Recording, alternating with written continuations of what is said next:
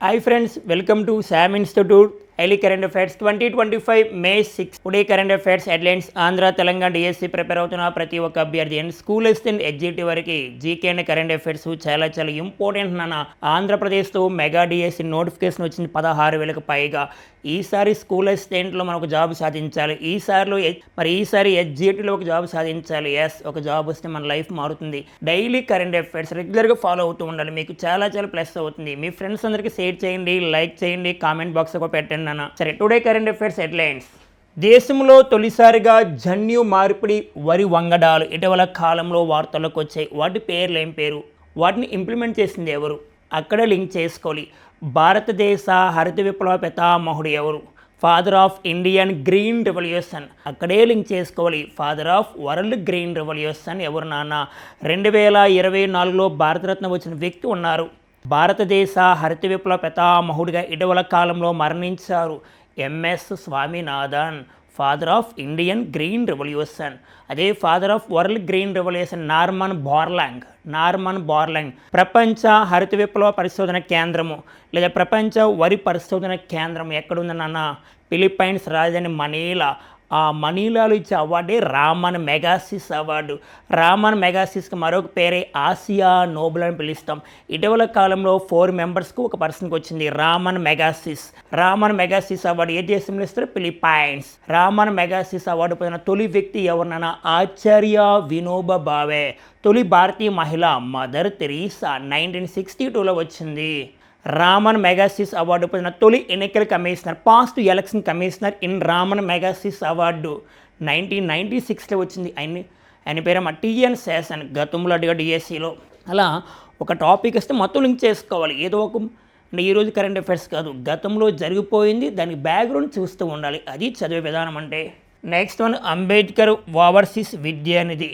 ఇది ఆంధ్రప్రదేశ్ రాష్ట్రం తీసుకురాబోతుందమ్మా. అంటే గతంలో మనం ఎన్టీఆర్ విదేశీ విద్యానివలమి, దీన్నే అంబేద్కర్ విదేశీ విద్యానివలమి. గతంలో 2019లో మరి జగనన్న గవర్నమెంట్లో పేరు మార్చారు. జగనన్న విదేశీ విద్యగా పేరు మార్చారు. ఇప్పుడు మరలా దీనికి కొత్తగా ఏమని పేరు పెట్టారంటే అంబేద్కర్ ఓవర్సీస్ విద్యానిధి. అంటే ఎవరైతే విదేశాల్లో చదువుకుంటారో పేద మధ్య తరగతి కుటుంబాలు ఉంటారు కదా, వారికి అమౌంట్ ఇస్తూ ఉంటారు నాన్న.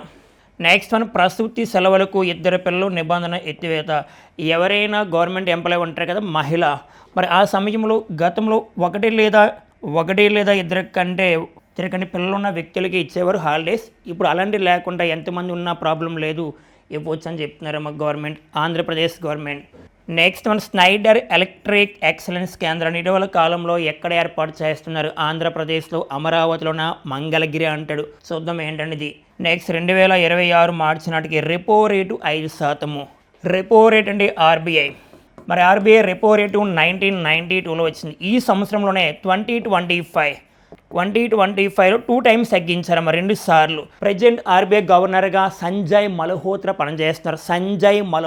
26th గవర్నర్ ఆర్బీఐకి.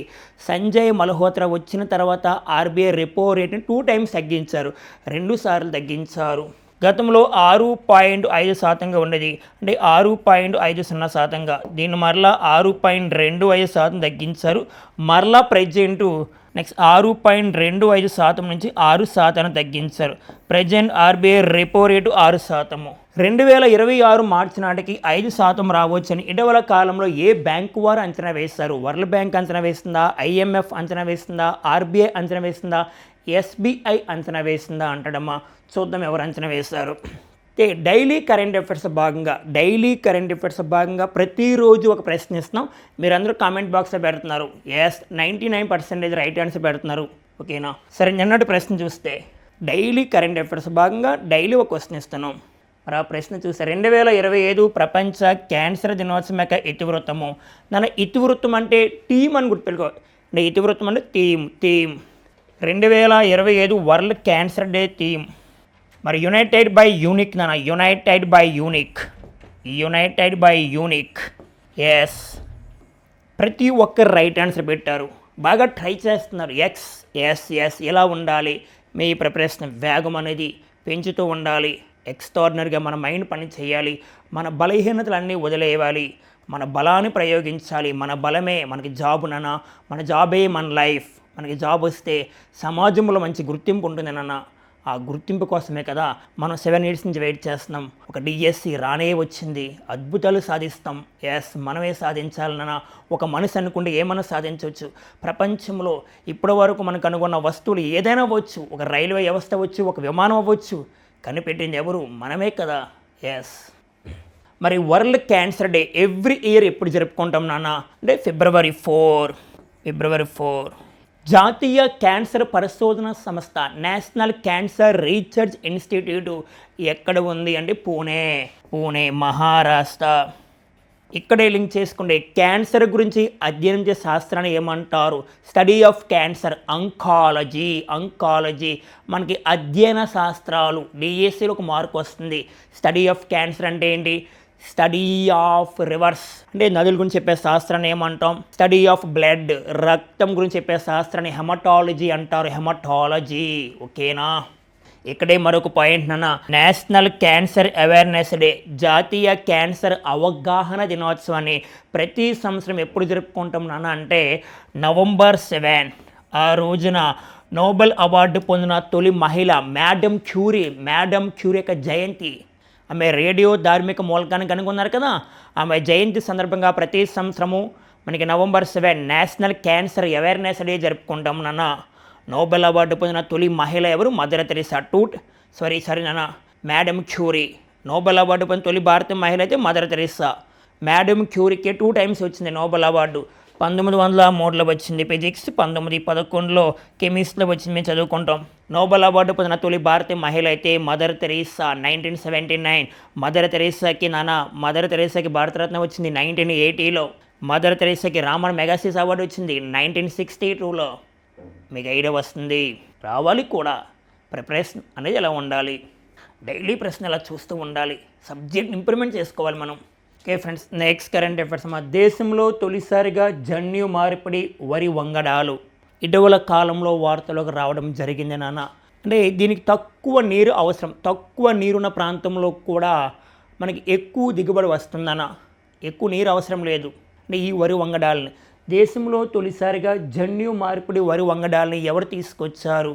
ఇవి ఎక్కువ దిగుబడినిస్తూ ఉంటాయి. అంటే అధిక దిగుబడినిస్తూ ఉంటే తక్కువ నీరున్న ప్రాంతంలో కూడా పండుతూ ఉంటాయి అన్న. అంటే పంట అనేది బాగా మన చేతికి వస్తుంది, రైతులు అనేవారు హ్యాపీగా ఉంటారు. ఓకేనా? మరి దేశంలో తొలిసారిగా జన్యు మార్పిడి వరి వంగడాలని ఎవరు తీసుకొచ్చారు? దాన్ని ఇంప్లిమెంట్ చేసింది, దాన్ని ప్రారంభించింది ఎవరు? ఓకేనా? ఇక్కడ చూస్తే కేంద్ర వ్యవసాయ శాఖ మంత్రి శివరాజ్ సింగ్ చౌహాన్ జీనోమ్ ఎడిటింగ్ ఈ పాయింట్ ఇంపార్టెంట్. జీనోమ్ ఎడిటింగ్ సాంకేతికత ద్వారా అభివృద్ధి చేసిన 2 కొత్త వరి వంగడాలు విడుదల చేశారు. మరి ఈ వరి వంగడాలని అభివృద్ధి చేసిన సంస్థ ఏ సంస్థ వారు నానంటే ICAR అంటే Indian council of agriculture research వారు అభివృద్ధి చేశారు. అంటే ఇండియన్ కౌన్సిల్ అగ్రికల్చర్ రీసెర్చ్ వారు అభివృద్ధి చేసిన వరి వంగడాలని ఇటీవల కాలంలో ఎవరు రిలీజ్ చేశారు అంటే కేంద్ర వ్యవసాయ శాఖ మంత్రి. ప్రస్తుతం కేంద్ర వ్యవసాయ శాఖ మంత్రి ఎవరు అంటాడు? శివరాజ్ సింగ్ చౌహాన్. మరి ఆ వరి వంగడాలు ఏంటి నాన్న? 2 పేర్లు గుర్తుపెట్టుకోవాలి. పోసా DST రైస్ 1 అన్న, Pusa DST rice 1. Second one DRR Dhan 100. దీన్నే కమలా అని పిలుస్తారు, కమలా అని పేరుతో పిలుస్తారు. ఈ 2 కొత్త వంగడాలు గుర్తుపెట్టుకోవాలి. ఒకటి Pusa DST rice 1, second one DRR Dhan 100. ఓకేనా? గుర్తు రావాలి. ఇక్కడే కొన్ని పాయింట్స్ మనం లింక్ చేసుకుందాం. భారతదేశ హరిత విప్లవ పితామహుడిగా, ఫాదర్ ఆఫ్ ఇండియన్ గ్రీన్ రెవల్యూషన్గా మరి ఎవరిని పిలుస్తారు? ఎంఎస్ స్వామినాథన్కి చాలా అవార్డ్స్ వచ్చాయి, నెంబర్ ఆఫ్ అవార్డ్స్ వచ్చాయి. దాంట్లో ప్రధానంగా 1971లో రామన్ మెగాసిస్ అవార్డు వచ్చింది. ఆయన చనిపోయిన తర్వాత అంటే ఆయన మరణించిన తర్వాత ఆయన సేవను గుర్తించి ఇండియన్ గవర్నమెంట్ ఒక అవార్డు ఇచ్చింది. అదే భారతరత్న అవార్డు 2024లో వచ్చింది. భారతరత్న అవార్డు 2024లో 5 మెంబర్స్కి ఇచ్చారు. Jannayak Karpoori Thakur, next one LK Advani, next PV Narasimha Rao, next one Chaudhary Charan Singh, next MS Swaminathan. ఈ 5 మెంబర్స్కి 2024లో ఇచ్చారు. వారితో కలిపి ఇప్పటి వరకు భారతరత్న అవార్డు 53 మందికి వచ్చింది. 53 మెంబర్స్. దాంట్లో ఉమెన్స్ 5 మెంబర్స్ ఉన్నారు, దాంట్లో ఫారినర్స్ 2 మెంబర్స్ ఉన్నారు. భారతరత్న అవార్డు పైన తొలి వ్యక్తి మీకు తెలుసునానా చక్రవర్తుల రాజగోపాలాచారి సి రాజగోపాలాచారికి వచ్చింది. భారతరత్న అవార్డు పొందిన తొలి ప్రధానమంత్రి జవహర్లాల్ నెహ్రూ 1955, తొలి రాష్ట్రపతి బాబు రాజేంద్ర ప్రసాద్ 1962, భారతరత్న అవార్డు రద్దు చేసింది 1977, మరలా తిరిగి పునఃప్రారంభించింది 1980లో. ఈ అవార్డు ఒక ఇయర్లో ముగ్గురికి ఇవ్వచ్చు, అంతకన్నా ఎక్కువ ఇచ్చే సందర్భాలు ఉన్నాయి. 1999లో 4 మెంబర్స్, 2025లో 5 మెంబర్స్కి ఇచ్చారు. ఇలా చదువుతూ ఉండండి. అలాగే ప్రపంచ హరిత విప్లవ పితామహుడు, father of world green revolution, Norman Borlaug. Okay friends, next current affairs Ambedkar overseas Vidyanidhi. మరి దీని ప్రధాన ఉద్దేశం, దీన్ని ప్రారంభిస్తుంది ఆంధ్రప్రదేశ్ గవర్నమెంట్ నాన్న. ఇక్కడ చూస్తే విదేశాల్లో ఉన్నత విద్య చదివే విద్యార్థులకు ఆర్థిక చేయూత, ప్రధానంగా పేద మధ్యతరగతి కుటుంబాలు విదేశాల్లో చదవాలని ఎన్నో ఆశలు, ఎన్నో కళ్ళకు అంటూ ఉంటారు. అంటే అటువంటి కళలు నెరవేర్చడానికి మన ఆంధ్రప్రదేశ్ గవర్నమెంట్ గతంలో చూసుకుంటే 2014-19 ఆ సమయంలో టీడీపీ గవర్నమెంట్ ఉన్నప్పుడు, ఆ సమయంలో ఎన్టీఆర్ విదేశీ విద్య అని పేరుతో, నెక్స్ట్ వన్ అంబేద్కర్ విదేశీ విద్య అనే పేరుతో ఎడ్యుకేషన్ అందించేవారు విదేశాలు చదువుతున్న వారికి. అంటే ఆర్థిక సాయం చేస్తూ ఉంటారు. మనకి 2019లో వైఎస్ఆర్ గవర్నమెంట్ వచ్చిన తర్వాత పేరు మార్చారు. జగనన్న విదేశీ విద్యగా పేరు మార్చారు. ఇప్పుడు మరలా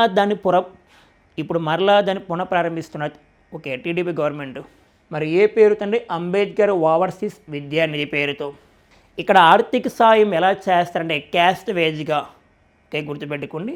నేను ప్రధానంగా SC/ST విద్యార్థులకు 25 లక్షలు అందిస్తారు, 25 lakhs, ఎవరైనా విదేశాల్లో చదవాలనుకుంటే వారికి. నెక్స్ట్ వన్ BC మైనారిటీ విద్యార్థులకు 20 లక్షలు అందిస్తాము. ఓకే, 20 లక్షలు అందిస్తారు. నెక్స్ట్ వన్ EBC మరియు కాపులకు 15 లక్షలు. EBC అంటే ఎకనామిక్ బ్లాక్వర్డ్ క్లాసెస్. ఇటీవల కాలంలో మన ఆంధ్రప్రదేశ్లో SC వర్గీకరణ వచ్చిందని, అంటే SC వర్గీకరణకి ఆమోదం తెలిపారు. మరి SC వర్గీకరణ ప్రధానంగా చూసుకుంటే 3 రకాలుగా వర్గీకరించారు, 3 కేటగిరీలుగా. అందులో రెల్లి కులము, నెక్స్ట్ మాదిగ, నెక్స్ట్ మాల. ఇందులో ప్రధానంగా 3 ఉపకులాలుగా డివైడ్ చేశారు. అంటే SC వర్గీకరణ ఉపకులాలు డివైడ్ చేశారు, 3 కేటగిరీలు అని చెప్పుకున్నాం. రెల్లి అంటే 1% 1%, మాదిగ అంటే 6.5% వర్తిస్తుంది, మాల అంటే 7.5% వర్తిస్తుంది అన్న రిజర్వేషన్. మరి ఆంధ్రప్రదేశ్లో SC వర్గీకరణ పైన ఏ కమిటీ చేశారు? రాజీవ్ రంజన్ మిశ్రా కమిటీ అని చెప్పుకున్నాం. రాజీవ్ రంజన్ మిశ్రా కమిటీ, ఇది ఏకసభ్య కమిషన్. రాజీవ్ రంజన్ మిశ్రా కమిషన్ అనేది committee. Very good. Okay friends, next current affairs ప్రసూతి సెలవులకు 2 పిల్లల నిబంధనలు ఎత్తివేత. అంటే దాన్ని పూర్తిగా తొలగించారు. గతంలో 1 లేదా 2 పిల్లల లోపున్న వ్యక్తులకే, మహిళలకు, ప్రభుత్వ ఉద్యోగులు చేసిన మహిళలకు మనకి ప్రసూతి సెలవులు ఇచ్చేవారు. ఇప్పుడు దాన్ని పూర్తిగా తొలగించేసి ఆంధ్రప్రదేశ్ అభివృద్ధి చెందిన రాష్ట్రంగా మారాలి అండ్ జనాభా కూడా పెరగాలి అని ఇటీవల కాలంలో ముఖ్యమంత్రి గారు చెప్పారు నాన్న. ఈ ఉద్దేశంలో భాగంగానే ఇటీవల కాలంలో ప్రసూతి సెలవులకు 2 పిల్లల నిబంధన తొలగించారమ్మా. నెక్స్ట్ ఆర్థిక శాఖ ముఖ్య కార్యదర్శి పీయూష్ కుమార్ చెప్పడం జరిగింది. నెక్స్ట్ ఉమ్మడి ఆంధ్రప్రదేశ్లో 2010 మే నెలలో మహిళా ఉద్యోగులకు 120 రోజుల నుంచి 180 రోజులకు పెంచారు. గతంలో 1 లేదా 2 పిల్లలు ఉన్న వ్యక్తులకే వర్తించేది. ఇప్పుడు ఎంతమంది పిల్లలు ఉన్న ప్రాబ్లం లేదు, దానికి నిబంధనలు ఏమీ లేవని చెప్పడం జరిగింది నాన్న. ఇటీవల జస్ట్ గుర్తుపెట్టుకు సరిపోతే, ఎక్కువ అవసరం లేదు. Okay friends, next current affairs Schneider electric excellence కేంద్రము. అంటే ఆంధ్రప్రదేశ్ని IT రంగంగా అభివృద్ధి చేయాలనే ఉద్దేశంతో దాని ద్వారా ఉపాధి అవకాశాలు లభిస్తూ ఉంటాయన్న. ఎప్పుడైతే ఉపాధి అవకాశాలు లభిస్తూ ఉన్నాయో చుట్టూ ఉన్న ప్రాంతాలు కరువు ప్రాంతాల నుంచి మంచిగా మారుతూ ఉంటుంది. అంటే ఉపాధి అవకాశాలు దొరుకుతూ ఉంటాయి ప్రధానంగా వారికి. అంటే ఎడ్యుకేషన్ ఎవరైతే చేస్తారో విద్యను అభ్యసించే వ్యక్తులకి ప్రధానంగా ఉపాధి అవకాశాల ద్వారా కుటుంబాన్ని పోషించుకోవచ్చు. అంటే IT రంగాన్ని బాగా డెవలప్మెంట్ చేయాలనే ఉద్దేశంతో మనకి నారా లోకేష్ గారు లేటెస్ట్గా వార్తలోకి వచ్చారు. అయితే ఆంధ్రప్రదేశ్లో మంగళగిరిలో 15 కోట్లతో ఏర్పాటు చేస్తున్నారమ్మా స్నైడర్ ఎలక్ట్రిక్ ఎక్సలెన్స్ కేంద్రము. నెక్స్ట్ వన్ ఎలక్ట్రానిక్స్, నెక్స్ట్ హరిత యంత్రం, నెక్స్ట్ వన్ నిర్మాణ రంగంలో యువతకు ఉపాధి కల్పించేందుకు స్నైడర్ ఎలక్ట్రిక్తో గుర్తుపెట్టుకో. స్నైడర్ ఎలక్ట్రిక్తో రాష్ట్ర నైపుణ్య అభివృద్ధి సంస్థ ఏపీఎస్ఎస్డిసి ఒప్పందం చేసుకుంది. ఏపీఎస్ఎస్డిసి అంటే Andhra Pradesh state skill development corporation. అంటే ఆంధ్రప్రదేశ్ రాష్ట్ర నైపుణ్య అభివృద్ధి సంస్థ ఎవరితో ఒప్పందం చేసుకుంటున్నారంటే స్నైడర్ ఎలక్ట్రిక్తో. నెక్స్ట్ ఐటీ శాఖ మంత్రి నారా లోకేష్ గారు ఉన్నారు నాన్న. నెక్స్ట్ ఇదే సమయంలో అనంతపురంలో ఎలక్ట్రానిక్స్ ఎక్సలెన్స్ పరిశోధన కేంద్రాన్ని కూడా ఏర్పాటు చేయనున్నారు, గుర్తుపెట్టుకోవాలి. ఓకే ఫ్రెండ్స్, ఇటీవల కాలంలో ఆంధ్రప్రదేశ్ ప్రారంభిస్తున్న పథకాలు కానీ ఆంధ్రప్రదేశ్లో ఇంప్లిమెంట్ చేసిన ఇన్నోవేషన్స్ ఇవన్నీ రీకాల్ చేసుకోవాలి, మనకి చాలా ప్లస్ అవుతుంది. నెక్స్ట్ ఏఐసిటిని ఎక్కడ ఏర్పాటు చేస్తున్నారంటే ఆంధ్రప్రదేశ్లో అమరావతిలో ఏర్పాటు చేయనున్నారు, అమరావతి. నెక్స్ట్ ఆంధ్రప్రదేశ్లో ఏఐ యూనివర్సిటీని ఎక్కడ ఏర్పాటు చేయనున్నారు, చాలా చాలా ఇంపార్టెంట్. ఏఐ యూనివర్సిటీ అంటే విశాఖపట్నం, గుర్తుపెట్టుకోవాలి, విశాఖపట్నము. ఒకసారి రీకాల్ చేసుకోండి. ఇటీవల కాలంలో ఆంధ్రప్రదేశ్లో నవోదయ 2.0, మరి నవోదయ 2.0 ఎందుకు ప్రారంభించారంటే ఆంధ్రప్రదేశ్ని సారాయి రహిత రాష్ట్రంగా మార్చాలి, సారాయి రహిత రాష్ట్రంగా మార్చాలనే ఉద్దేశంతో నవోదయ 2.0 ప్రారంభించారు. ఇటీవల కాలంలో ఆంధ్రప్రదేశ్ కృష్ణా జిల్లాలో గుల్లలమోడ అనే ప్రాంతంలో డిఆర్డిఓ వారు మిస్సైల్ పరిశోధన కేంద్రాన్ని ఏర్పాటు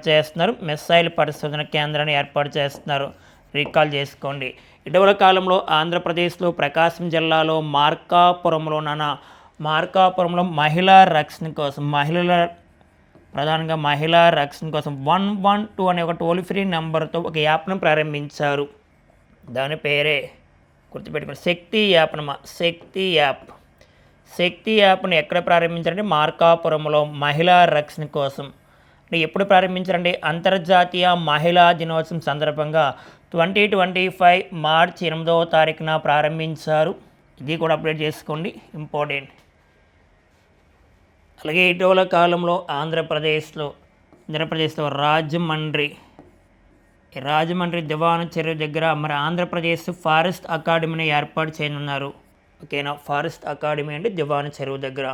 అలాగే 2024లో మనకి ప్రధానంగా పల్లె పండుగను అంటే ఆంధ్రప్రదేశ్ రాష్ట్రాలని అంటే ఆంధ్రప్రదేశ్లో ఉన్న గ్రామాలను అభివృద్ధి చేయడానికి పల్లె పండుగను ఏర్పాటు చేసిన డిప్యూటీ సీఎం పవన్ కళ్యాణ్ గారు పల్లె పండుగను ఎక్కడ ప్రారంభించారంటే కృష్ణా జిల్లాలో కంకిపాడు గ్రామంలో ప్రారంభించారు. కృష్ణా జిల్లాలో కంకిపాడులో ప్రారంభించారు పల్లె పండుగ. దేశంలో తొలిసారిగా మనమిత్ర పేరుతో వాట్సాప్ సేవలను ప్రారంభించిన రాష్ట్రం కూడా ఆంధ్రప్రదేశ్ అని గుర్తుపెట్టుకోవాలి. దేశంలో తొలిసారిగా 13,000కు పైగా గ్రామ పంచాయతీలో గ్రామ సభలు జరిగిన రాష్ట్రం కూడా ఆంధ్రప్రదేశ్. 2024 ఆగస్టు 23వ తారీఖున లింక్ చేస్తూ ఉండండి, మీకు చాలా చాలా ప్లస్ అవుతుంది. ఓకేనా. ఇటీవల కాలంలో ఆంధ్రప్రదేశ్లో గుర్తించిన శిలాశాసనాలు ఏమైనా ఉన్నాయా, ఇటీవల కాలంలో ఆంధ్రప్రదేశ్లో పాత పేర్లు కొత్త పేర్లు ఏమైనా ఉన్నాయా చూసుకోవాలి. లేటెస్ట్గా మోడీ గారు రావడం జరిగింది 2025 మే 2ని. ఎందుకు వచ్చారండి, అమరావతి పునఃప్రారంభం కోసం వచ్చారు మోడీ గారు. అది కూడా గుర్తుపెట్టుకున్నాం ఆ డేట్ని. మోడీ గారు వచ్చింది ఎప్పుడు 2024 మే 2 అమరావతికి వచ్చారు. Okay friends, next current affairs. మరి 2026 మార్చి నాటికి రెపో రేటు 5% అంట. ఆర్బీఐ రెపో రేట్ని 1992లో ప్రారంభించారు. రెపో రేటు అంటే ప్రధానంగా వాణిజ్య బ్యాంకులు ఆర్బీఐ దగ్గర తీసుకున్న వడ్డీ రేట్నే రెపో రేటు అంటాం నాన్న. Present RBI governor Shaktikant Das మరి 26th గవర్నర్గా పనిచేస్తున్నారు. మరి ఈయన వచ్చిన తర్వాత ఆర్బీఐ రెపో రేట్ని 2 times తగ్గించారు, ఒక 2025లోనే. అంటే 6.50% నుంచి ఫస్ట్ టైం 6.25%గా తగ్గించారు. నెక్స్ట్ వన్ 6.25% నుంచి 6% తగ్గించారు నాన్న. ఓకేనా. ప్రజెంట్ ఆర్బీఐ రెపో రేటు 6% ఉంది. ఇప్పుడు 2026 మార్చి నాటికి 5%గా రావచ్చు అని ఎవరు చెప్పారంటే ఇటీవల కాలంలో ఏ బ్యాంకు వారు అంచనా వేశారంటే స్టేట్ బ్యాంక్ ఆఫ్ ఇండియా వారు అంచనా వేశారు. ఇక్కడ మనం గమనిస్తే ద్రవ్యోల్బణం తగ్గుతున్నందున వడ్డీ రేట్లను సవరించేందుకు అనుకూల పరిస్థితులు ఉన్నాయని చెప్పడం జరుగుతుంది. దీనివలన మనకి రెపో రేటు తగ్గే అవకాశం ఉందని ఇటీవల కాలంలో చెప్పారు. నెక్స్ట్ ప్రస్తుత ఆర్థిక సంవత్సరం ముగిసేసరికి 5% నుండి 5% నుంచి 5.25%గా ఉండవచ్చు. ప్రధానంగా 5% లేదా 5.25%గా ఉండవచ్చు. SBI state bank of India 1955 July 1వ తారీఖున ఏర్పాటైందని. స్టేట్ బ్యాంక్ ఆఫ్ ఇండియా పాత పేరు imperial bank of India. Imperial bank of India, state bank of India. మరి ఎస్బీఐకి అంటే state bank of India first chairperson John Mathai. John Mathai important నాన్న, మీకు స్టాక్ జీకే యాడ్ చేస్తున్నా. John Mathai. State bank of India first women చైర్పర్సన్గా, state bank of India తొలి మహిళా చైర్పర్సన్గా ఎవరు పనిచేస్తారు అంటే మనకి అరుంధతి భట్టాచార్య. అరుంధతి భట్టాచార్య. మరి present state bank of India చైర్పర్సన్గా పనిచేస్తుంది ఎవరు అంటే చల్లా శ్రీనివాసులు చెట్టి. చల్లా శ్రీనివాసులు చెట్టి పనిచేస్తున్నారు. నేను గతంలో జరిగిపోయింది కూడా రివిజన్ చేస్తున్నా, గుర్తుపెట్టుకోండి.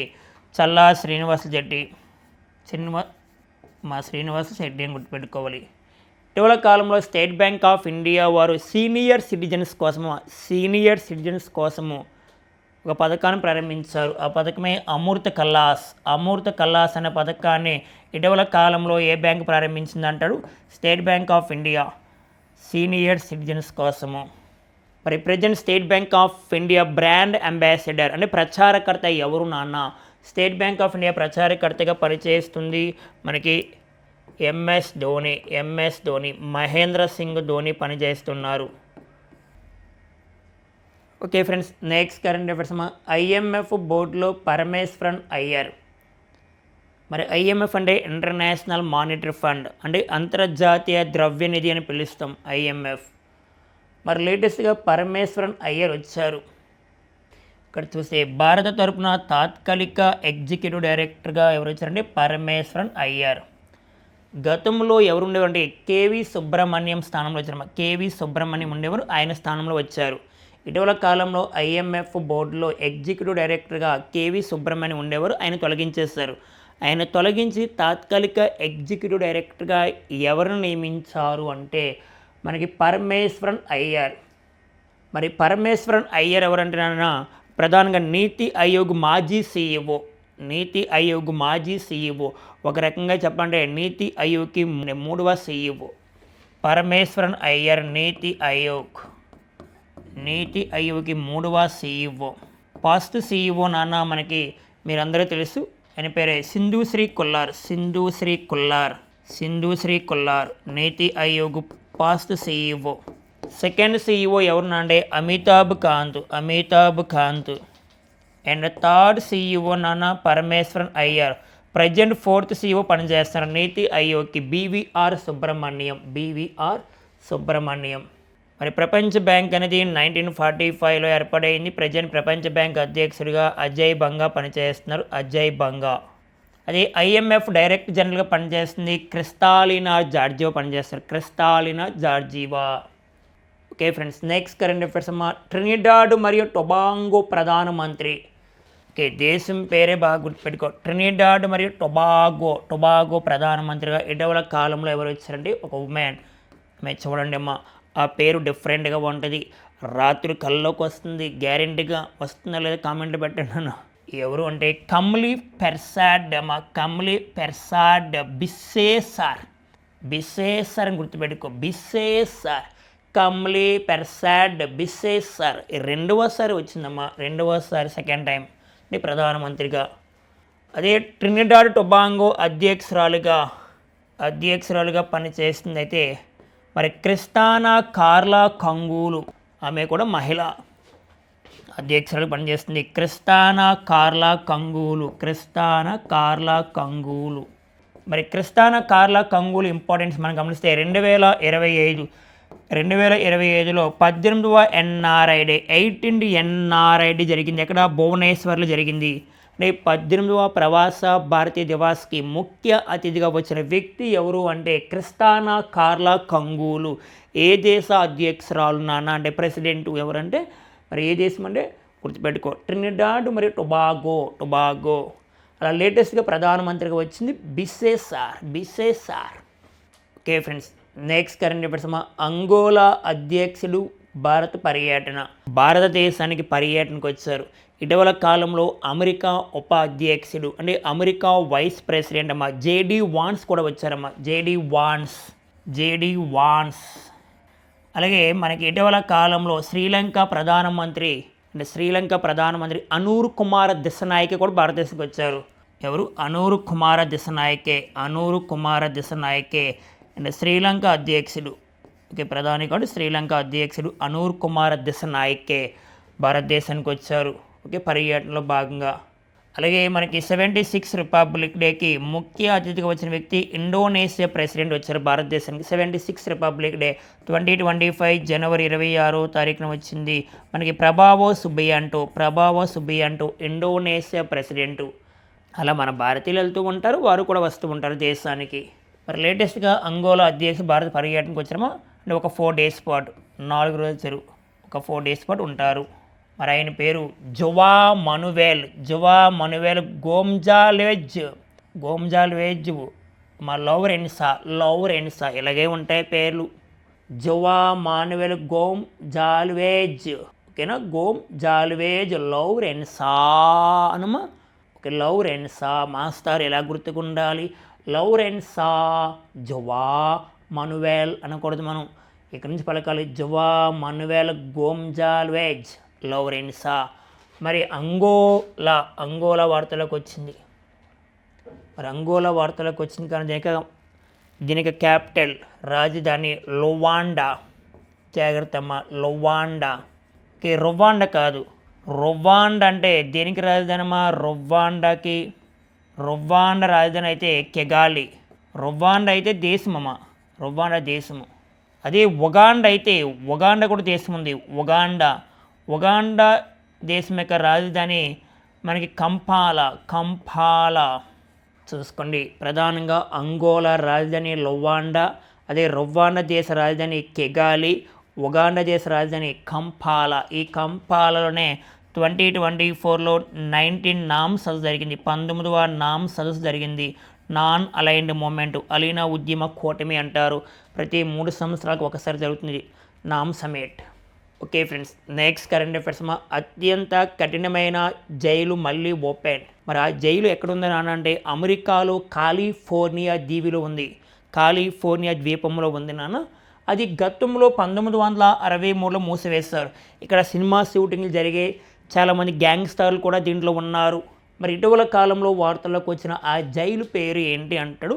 ఏ దేశానికి సంబంధించింది? అమెరికా. మరి ఆ జైలు పేరు అల్కాట్రాజ్. ఇది కాలిఫోర్నియా ద్వీపంలో ఉంది అంటే అమెరికా. మరి అల్కాట్రాజ్ జైల్ని మరి ఏ పేరుతో పిలుస్తారు? మరొక పేరు ఉందమ్మా, ద రాక్. దీన్ని 1963లో మూసివేశారు. మరలా ఇప్పుడు దాన్ని ఓపెన్ చేశారు నాన్న. ఎవరుండి? అమెరికా ప్రెసిడెంట్ ట్రంప్ నిర్ణయం తీసుకున్నారు. అమెరికాకి 47వ ప్రెసిడెంట్గా పనిచేస్తున్న ట్రంప్ గారు నిర్ణయం తీసుకున్నారు. ట్రంప్ గారు 2025 జనవరి 20వ తారీఖున అమెరికా ప్రెసిడెంట్గా ప్రమాణ స్వీకారం చేశారు. ఇక్కడ మనం చూస్తే అమెరికాలోనే అత్యంత కఠినమైన 60 ఏళ్ల కిందట మూటపడిన అల్కాట్రాజ్ జైలును తెరవాలని అధ్యక్షుడు ట్రంప్ నిర్ణయించారు. కాలిఫోర్నియాలోని ద్వీపంలో ఉంటుంది, కాలిఫోర్నియా ద్వీపంలో ఉంటుంది. దాని పేరు అల్కాట్రాజ్. దానికి మరొక పేరు ద రాక్ సరిపోతుంది. ఇంకా మాట్లాడాలంటే బలమైన సముద్రాలతో అత్యంత చల్లని పసిఫిక్ నీటితో నిండి ఉండే అల్కాట్రాజ్ జైలు ఖైదీలకు నరకం లాంటిది. ద రాక్ అని కూడా పిలుస్తారు దీన్ని. నెక్స్ట్ గమనిస్తే అల్కాట్రాజ్ ద్వీపాన్ని పర్యాటక కేంద్రంగా మార్చారు. దీన్ని 1963లో మూసివేశారు. ఇప్పుడు మరలా తీసివేశారని గుర్తుపెట్టుకోవాలి, అని ఓపెన్ చేశారు. సింపుల్ భాష చెప్పాలంటే మనకి. Okay friends, next current affairs Telangana రాష్ట్రానికి సంబంధించి. మరి తెలంగాణ రాష్ట్ర ప్రధాన సమాచార కమిషనర్గా ఇటీవల కాలంలో ఎవరు వచ్చారండి? జి చంద్రశేఖర్ రెడ్డి. ఓకే, తెలంగాణ రాష్ట్ర ప్రధాన సమాచార కమిషనర్గా జి చంద్రశేఖర్ రెడ్డి. ఓకేనా. ఇటీవల కాలంలో మనం చూసుకుంటే తెలంగాణ నూతన సిఎస్ వచ్చారమ్మ. తెలంగాణ నూతన సిఎస్గా చెప్పుకున్నాం. నూతన సిఎస్ అంటే సిఎస్ అంటే ప్రభుత్వ కార్యదర్శి. తెలంగాణ రాష్ట్రానికి ప్రభుత్వ కార్యదర్శిగా ఇటీవల కాలంలో ఎవరు వచ్చారు? మనకి రామకృష్ణరావు వచ్చారు. అలాగే తెలంగాణ రాష్ట్రంలో ప్రధానంగా చూసుకుంటే తెలంగాణ నూతన సిలబస్ అధ్యయనం పైన అంటే తెలంగాణ రాష్ట్రంలో పబ్లిక్ ఎగ్జామ్స్ జరుగుతాయి. పబ్లిక్ ఎగ్జామ్స్ అంటే మనకి కాంపిటేటివ్ ఎగ్జామ్స్ అంటే కొత్తగా సిలబస్ తీసుకురావాలనే ఉద్దేశంతో ఒక కమిటీ వేస్తారు. అంటే తెలంగాణ నూతన సిలబస్ అధ్యయనం పైన ఇటీవల కాలంలో ఏ కమిటీ వేస్తారంటేమో Balakrishna Reddy committee very very important. Okay friends, next current affairs 15న పోచంపల్లికి మిస్ వరల్డ్ పోటీదారులు వస్తారంట. పోచంపల్లి అంటే తెలంగాణ రాష్ట్రంలో ఉంది. ప్రధానంగా మనకి 72 మిస్ వరల్డ్ పోటీలు, 72వ మిస్ వరల్డ్ పోటీలు ఎక్కడ జరుగుతున్నాయి నాన్న అంటే ఎక్కడ జరగబోతున్నాయి అంటే మన తెలంగాణలో హైదరాబాద్లో జరగబోతున్నాయి.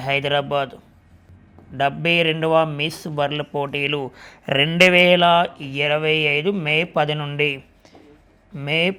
మే 31 వరకు జరుగుతాయి.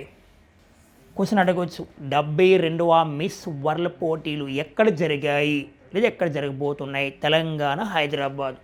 71 అయితే మనకి 71 ముంబైలో జరిగింది మిస్ వరల్డ్ పోటీలు. అప్పట్లో మిస్ వరల్డ్ విజేత ఎవరు నాన్న? Krystyna Pyszkova. Okay, Krystyna Pyszkova చెక్ రిపబ్లిక్ దేశానికి చెందిన ఒక ఉమెన్కి మిస్ వరల్డ్ కిరీటం వచ్చింది. ఇప్పుడు చూద్దాం. ఇక్కడ చూస్తే మిస్ వరల్డ్ పోటీదారులు ఈ నెల 15న ప్రపంచ ప్రఖ్యాత చేనేత గ్రామం పోచంపల్లి గ్రామాన్ని సందర్శిస్తూ ఉంటారు. పోచంపల్లి ఇక్కత్ అంటాం. మరి తెలంగాణ రాష్ట్రం నుంచి తొలిసారిగా GI ట్యాగ్ గుర్తింపు వచ్చింది కూడా పోచంపల్లి ఇక్కత్. ఇక్కడ మనం చూస్తే తెలంగాణలోని యాదాద్రి, ఇక్కడ చూస్తే తెలంగాణలో భువనగిరి జిల్లాలో ఉన్న పోచంపల్లి గ్రామము సంక్లిష్టమైన ఇక్కతు నేత పద్ధతుల ద్వారా అంతర్జాతీయంగా గుర్తింపు ఉంది. ఇంకా నాన్న పోచంపల్లి గ్రామాన్ని యునెస్కో ఎలా గుర్తించిందంటే ఉత్తమ పర్యాటక గ్రామంగా, బెస్ట్ టూరిస్ట్ విలేజ్గా యునెస్కో గుర్తింపు ఇచ్చింది. పోచంపల్లి చాలా చాలా ఇంపార్టెంట్, గుర్తుపెట్టుకోండి. Okay friends, next current affair next one చూసుకుంటే స్టార్టో ఆవరణ ఎయిర్షిప్ గగన విహారము DRDO ప్రకటించింది. DRDO ఘనత సాధించింది. DRDO అంటే డిఫెన్స్ రీసెర్చ్ డెవలప్మెంట్ ఆర్గనైజేషన్, భారత రక్షణ సంస్థ. DRDO మనకి ప్రధానంగా 1958లో ఏర్పాటైంది. ప్రజెంట్ DRDO చైర్పర్సన్గా ఎవరు పనిచేస్తున్నారు? సమీర్ వి కామత్. ఇటీవల కాలంలో DRDO అంటే ప్రధానంగా MK3 మిస్సైల్ని పేరు మార్చిందని చెప్పుకున్నాం. గాండావాగా పేరు మార్చింది. ఇప్పుడు స్టార్టో ఆవరణ ఎయిర్షిప్ గగన విహారము. దీనిలో చూస్తే స్టార్టో ఆవరణ ఎయిర్షిప్ ప్లాట్ఫామ్ను భారత శనివారం తొలిసారిగా గగనతలంలో పరీక్షించింది. దీనివల్ల సైనిక నిఘా సామర్థ్యానికి ఊతం లభిస్తుంది. ఇలాంటి సంక్లిష్ట సాధనాన్ని అభివృద్ధి చేసే సామర్థ్యం అతి కొద్ది దేశాలకి ఉందంట. మరి ఈ పరిశోధన ఎక్కడ చేయడం జరిగింది? ఇది ఇంపార్టెంట్. ఓకే, మధ్యప్రదేశ్లో సియోపూర్. నెక్స్ట్ వన్, స్టార్టో ఆవరణంలో చాలా ఎక్కువసేపు ఉండగలిగే వ్యవస్థల సాధన దిశగా ఇది ముందుకు వెళ్తుందంట. స్టార్టో ఆవరణంలో చాలా ఎక్కువసేపు ఉండవచ్చు దీని ద్వారా. స్టార్టో ఆవరణ ఎయిర్షిప్ గగన విహారము ప్రధానంగా సైనిక నిఘా కోసం. ఓకే ఫ్రెండ్స్, మనకు డైలీ కరెంట్ అఫైర్స్ భాగంగా రేపటి ప్రశ్న మీరు అందరు కామెంట్లో పెట్టండి.